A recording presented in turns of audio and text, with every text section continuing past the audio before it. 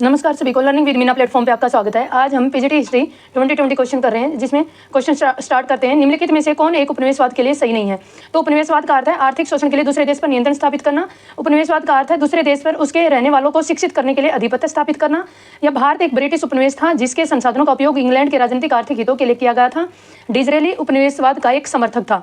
तो इसमें option number 2 ये गलत है, क्योंकि उपनिवेशवाद का अर्थ ये नहीं होता कि वो उसके संसाधनों पर इसलिए अधिपत्य स्थापित करता है कि उसके देश के जो नागरिक हैं उनको शिक्षित करना। ऐसा नहीं होता, वो उसके संसाधनों का यूज करके अपने आर्थिक हितों की पूर्ति करता है। नेक्स्ट क्वेश्चन है, निम्नलिखित में से कौन भारत में वामपंथी आंदोलन से संबंधित नहीं था? तो ये राम मनोहर लोहिया थे, एक सामाजिक सुधारक थे। देश स्वतंत्रता आंदोलन में इन्होंने अपना बहुत बड़ा योगदान दिया है। नेक्स्ट है, निम्नलिखित में से कौन सा युग्म सुमेलित नहीं है? तो आपको बताना सुमेलित कौन सा नहीं है। तो श्यामजी कृष्ण वर्मा, इन्होंने इंडिया हाउस की स्थापना की थी लंदन में, ये 1905 में की थी। ये एक छात्रावास था जो भारतीय जो छात्र थे जो लंदन में थे उनके लिए इसकी स्थापना की थी, लेकिन बाद में क्रांतिकारी जो गतिविधियां थी उनका केंद्र बन गया था।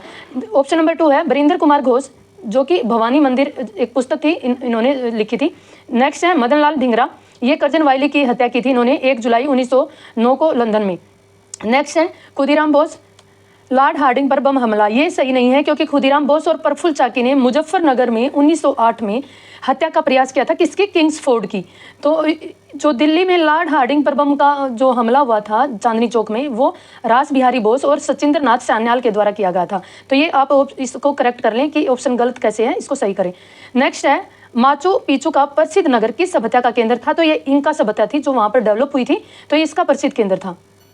नेक्स्ट क्वेश्चन है, निम्नलिखित में से मानवतावाद के विषय में कौन सा कथन असत्य है? असत्य पूछा, क्या पूछा? रोंग कौन सा है? मानवतावाद मनुष्य केंद्रित दर्शन था, सही है। यूरोप में पुनर्जागरण ने मानवतावाद तर्क को जन्म दिया। मानवतावाद को शेक्सपियर के साहित्य में अभिव्यक्ति मिली, ये बिल्कुल सही है। शेक्सपियर ने अपने जो साहित्य लिखा था उसमें इसको मानवतावाद के बारे में उसने वर्णन किया है। तो मानवतावाद ने समाज से सभी प्रकार के शोषणों का अंत कर दिया, ये सही नहीं है, क्योंकि ये आज तक भी संभव नहीं हुआ है। नेक्स्ट क्वेश्चन है, पारसी समाज सुधारक बहराम जी एम मालाबारी ने अपना अभियान चलाया था। तो ये जो बहराम जी एम मालाबारी थे, इन्होंने बाल विवाह के विरुद्ध अभियान चलाया था, और इन्हीं के प्रयासों से एक एक्ट आया था 1891 में, as of consent act.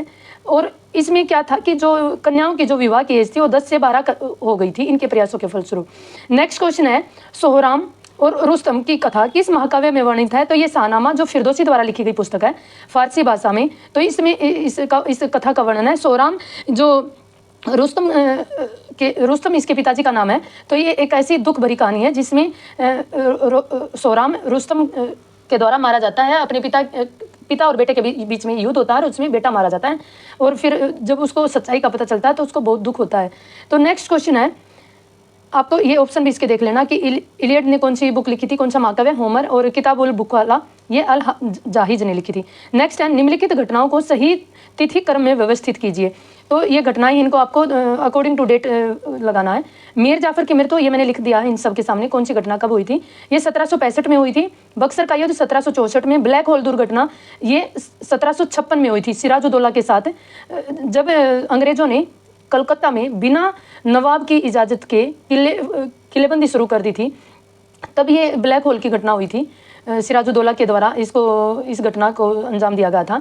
Next है इलाहाबाद की संधि, ये 1765 में हुई थी बक्सर के युद्ध के बाद। रॉबर्ट क्लाइव और जो उस टाइम पे मुगल शासक थे, मुगल नवाब शाह आलम द्वितीय, उसके बीच में हुई थी ये।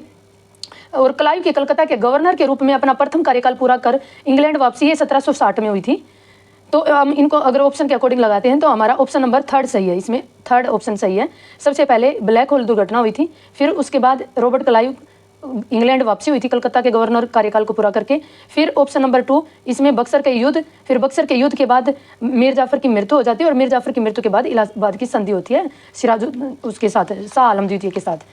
नेक्स्ट, निम्नलिखित में से कौन सा प्रथम मध्यकालीन शासक था जिसने जिले इलाही का विरुद्ध होता है टाइटल धारण किया? ये बलबन थे जिन्होंने जिले इलाही की उपाधि धारण की थी, मीन्स पृथ्वी पर ईश्वर की परछाई। इसने अपने आप को ईश्वर के समान माना था।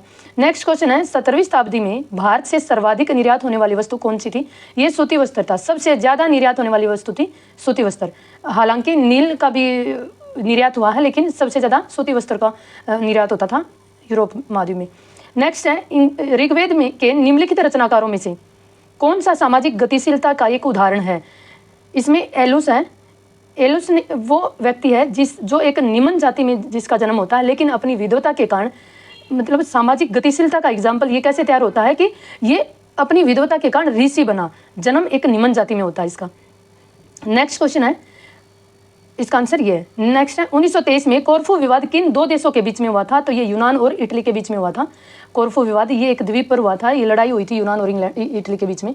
तो नेक्स्ट है, निम्नलिखित में से 19वीं शताब्दी के यूरोप में समाजवादी नेता थे? तो ये रॉबर्ट ओवन थे, सेंट साइमन थे, चार्ल्स फ्यूरियर थे, और 3 नाम और आप याद कर लो इसके साथ में, लुई ब्लांक, कार्ल मार्क्स और एंजल्स, ये भी समाजवादी नेता थे। तो इसका ऑप्शन नंबर 2 सही है, इसमें रेबोर्ड नहीं था। मैनोरियल व्यवस्था संबंधी थी। मैनोरियल एक सामंतवादी व्यवस्था थी। मध्यकालीन भारत में, यूरोप में सामंतवाद का बोलबाला था कि जो समाज था उसकी व्यवस्था सामंतवाद पर आधारित थी, और इसमें जो व्यवस्था थी ये एक ऐसी व्यवस्था थी जिसमें किसानों को सामंत के ज़मीनों पर खेती करते थे किसान, सामंत के यहाँ। तो सामंतवाद का बोलबाला था, उसमें जागीरदारी प्रथा ज़्यादा उच्च लेवल पे थी। नेक्स्ट है, कलकत्ता के विदेश अधिवेशन में जो 1920 में बुलाया गया था विशेष अधिवेशन, जिसमें असहयोग आंदोलन का प्रस्ताव पास हुआ, और उसकी अध्यक्षता किसने की थी? लाला लाजपत राय ने की थी। जब फाइनल रूप से असहयोग आंदोलन का प्रस्ताव पास किया गया था तो फिर ये अधिवेशन नागपुर में बुलाया था, दिसंबर में बुलाया था, फिर दिसंबर 1920 में इसको दोबारा बुलाया था, और इसमें जो अध्यक्षता की थी ये सी विजया राघवाचार्य द्वारा की गई थी, और वो पहले जो बुलाया गया था उसमें लाला लाजपत राय ने की थी। नेक्स्ट क्वेश्चन है, निम्नलिखित को उचित क्रमानुसार दिए गए कुटों के आधार पर बताइए। जो हार्टोग समिति थी ये 1929 में आई थी। ये जो समिति थी, साइमन कमीशन के बाद ये हार्टोग समिति आई थी कि भारतीय शिक्षा के बारे में इसको, मतलब इसने इन्फॉर्मेशन इकट्ठी की थी कि भाई भारतीय शिक्षा का स्तर कैसा है और उसके लिए कैसे आगे काम किया जाए। और हंटर शिक्षा आयोग ये भी 1882 में आया था। और वुड डिस्पैच ये जो 1854 में आया था, वुड डिस्पैच। इसमें क्या था कि ये अंग्रेजी शिक्षा का मैग्ना कार्टा भी इसको कहा जाता है। इसमें ये बात कही गई थी कि जो भारत में प्राथमिक शिक्षा वो मातृभाषा में दी जाए, लेकिन माध्यमिक और उच्च माध्यमिक जो एजुकेशन है वो इंग्लिश में दी जाए। और सैंडलर विश्वविद्यालय आयोग ये 1917 में आया था। तो हमारा ऑप्शन नंबर 1 सही है इसमें। नेक्स्ट है, ये माइकल सैंडलर के द्वारा माइकल सैंडलर इसके अध्यक्ष थे। नेक्स्ट क्वेश्चन है, निम्नलिखित में से किसे भारत की पंचवर्षीय योजनाओं का रचनाकार माना जाता है? ये इजी क्वेश्चन था, पीसी महालनोबिस थे ये। सेकंड जो पंचवर्षीय योजना थी उसके वास्तुकार इसको माना जाता है। नेक्स्ट क्वेश्चन है, निम्नलिखित में से कौन सा आर्थिक निष्कासन के विषय में सत्य है? तो ये जो ड्रेन थ्योरी थी ये दादा भाई नौरोजी के द्वारा दी गई थी। तो इसमें आर्थिक निष्कासन का अर्थ भारतीय संपदा का इंग्लैंड को हस्तांतरण, बिल्कुल सही है। पूंजी का निष्कासन भारत में कार्यरत नागरिकों, सैनिकों, अधिकारियों, वेतन और पेंशन के रूप में किया गया था, नहीं।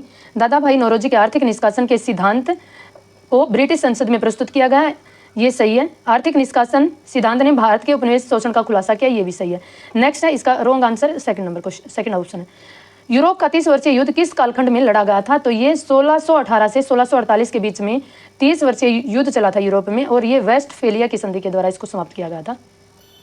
नेक्स्ट है, मध्यकालीन भारत में दैम्यो क्या थे? ये क्षेत्रीय सामंत थे। नेक्स्ट है, फतुह सलातिन के लेखक कौन थे? तो ये इंपॉर्टेंट क्वेश्चन है, हम पहले भी कर चुके हैं। इसामी है इसका राइटर। प्राचीन रोम में शासन संचालन करने वाली संस्था क्या थी? ये सीनेट थी।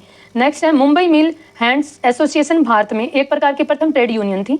इसके संस्थापक कौन थे? ये NM लोखंडे थे। ये 1890 में इसकी स्थापना की गई थी। नेक्स्ट है, ईस्ट इंडिया कंपनी ने भारतीय व्यापार पर अपने एकाधिकार को पूर्णतः कब खोया था? तो ये 1833 का जो चार्टर एक्ट आया था उसमें खोया था। इससे पहले 1813 में जो चार्टर एक्ट आया था उसमें सिर्फ कंपनी के पास अफीम और चाय के व्यापार पर एकाधिकार इसका बना रहा था, लेकिन 1833 में पूर्णतः सभी एकाधिकार इसके समाप्त हो गए थे। नेक्स्ट क्वेश्चन है, नीचे 2 कथन दिए जा रहे हैं, इनमें से पहला अभिकथन और दूसरा कथन तर्क है। पुलकेशिन द्वितीय ने हर्षवर्धन को हराया, ये सही बात है। चालुक्य शासक थे पुलकेशिन द्वितीय, इसने हर्षवर्धन को हराया था। वह उत्तरी भारत में अपने राज्य का विस्तार करना चाहता था, नहीं, हर्षवर्धन उत्तरी भारत में विस्तार नहीं करना चाहता था, वो अपने साम्राज्य का दक्षिणी भारत में विस्तार करना चाहता था। तो इसका ऑप्शन नंबर ए सही है। ए सही है परंतु आर गलत है। नेक्स्ट क्वेश्चन है, चारों आश्रमों का उल्लेख सर्वप्रथम किस ग्रंथ में हुआ था? तो ये जपालोपनिषद ये ग्रंथ था उसमें हुआ था। इसमें ब्रह्मचर्य, गृहस्थ, वानप्रस्थ, संन्यास ये 4 आश्रमों के नाम हैं जिसमें उनका उल्लेख किया गया था। निम्नलिखित में से कौन से बंदरगाह पर वास्को डी गामा नहीं गया था? तो ये मैंगलोर जो बंदरगाह था उस पर नहीं गया था। कालीकट, कोचीन और कन्नूर में गया था। कालीकट में सबसे पहले आया था, जहाँ पर भारत के शासक जो मौर्य ने इसका स्वागत किया था। नेक्स्ट क्वेश्चन है, निम्नलिखित में से किसने मामल्लपुरम नगर की स्थापना की थी? तो ये महाबलीपुरम भी इस नगर का नाम है, तो ये नरसिंह वर्मन फर्स्ट ने की थी। नेक्स्ट क्वेश्चन है, निम्नलिखित महाजनपद और उनकी राजधानी में कौन सा युगम सुमेलित नहीं है? तो इसमें वत्स की जो राजधानी थी वो कौशाम्बी थी, अवंती की महिष्मती या उज्जैनी जिसको कहते हैं, और असमक की जो कैपिटल थी वो पोटली थी, ना कि राजपुरा। इसमें ऑप्शन नंबर 3 गलत है। जो कंबोज की कैपिटल थी वो राजपुरा थी, असम की कैपिटल पोटली थी, और पांचाल की कैपिटल काम्पिला या अहिक 76 को बोलते हैं। नेक्स्ट है, मोहम्मद गजनवी के आक्रमण के समय हिंदू शाही राज्य की राजधानी कहाँ थी? तो ये उद्भांडपुर बेहिंद था, जिसमें मोहम्मद गजनवी ने भारत पर जब आक्रमण करने का सोचा था तो उसको पता था कि जब तक वो बेहिंद पर अपना अधिकार नहीं कर पाएगा, उसके शासक को नहीं हरा पाएगा, तो वो भारत पर अटैक नहीं कर सकता। तो उसने सबसे पहले बेहिंद का शासक जो जयपाल था उसको हराया था, और फिर उसकी भारत में एंट्री हुई थी। तो सबसे पहला जो आक्रमण था मोहम्मद गजनवी का हिंदू शाही शासक की राजधानी पर हुआ था, ये बेहिंद पर हुआ था। तो ऐसे हम अपने जो एस्टेट के ओल्ड क्वेश्चन पेपर हैं उनको कर रहे हैं। तो आज मैंने आपको 30 क्वेश्चन करवाए हैं हमारे सब्जेक्ट के 2020 जो पीजीटी हिस्ट्री का क्वेश्चन पेपर है। नेक्स्ट वीडियो में हम नेक्स्ट 30 क्वेश्चन करेंगे। तो ऐसे ही हमारे साथ जुड़े रहिए, तैयारी करते रहो, मस्त रहो। सभी को राम राम।